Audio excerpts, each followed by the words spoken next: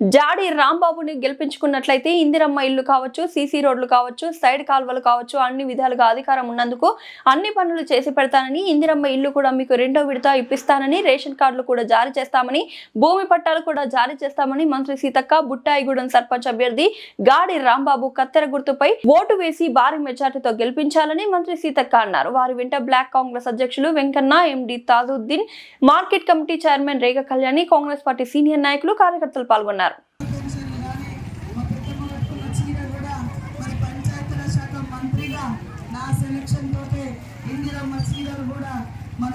ముఖ్యమంత్రి గారు రేవంత్ రెడ్డి గారి ఆదేశానుసారం ఈ రోజు గ్రామంలో అందరికి ఇస్తా ఉన్నాం. సంఘాలలో కాదు, సంఘాలలో లేనటువంటి వాళ్ళకు కూడా మహిళలందరికీ ఇవ్వడం జరుగుతుంది. ఖచ్చితంగా కాంగ్రెస్ కు ఓటేయడం మూలంగా అభివృద్ధికి మలుపు. 10 ఏళ్ల నుంచి ఒక్క ఇందిరమ్మ ఇల్లులు కూడా ఇచ్చినటువంటి దాఖలాలు లేవు.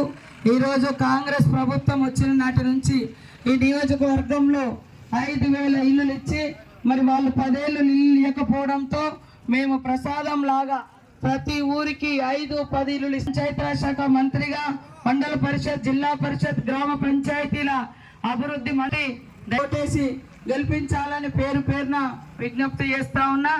కాంగ్రెస్ పెట్టినటువంటి వార్డు మెంబర్లను కూడా 3వ వార్డు అనకారి కళ్యాణి శ్రీధర్ మరి వీరందరూ కూడా కాంగ్రెస్ పార్టీ బలపరిచిన అభ్యర్థులుగా మన ముందు ఉండడం జరిగింది.